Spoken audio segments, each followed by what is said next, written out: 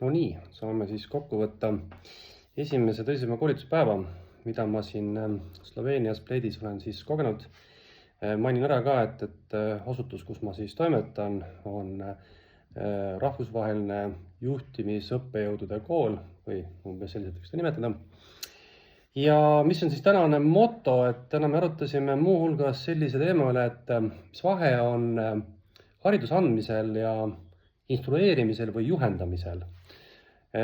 Inglise keeles siis education ja instruction.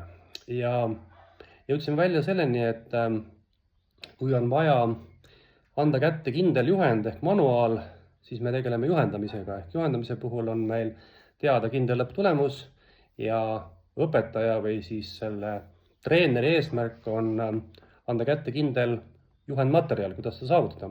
Hariduse puhul ei ole teada, mis on lõpptulemus, vaid selleks on erinevaid viise, erinevaid teid.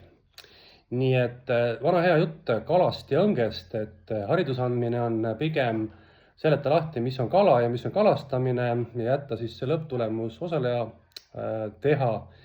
Ja juhendamine on siis nii-öelda kala andmine ehk siis täpsemalt õpetada, kuidas siis antud õngega, antud söödaga, antud kalast kala kätte saada.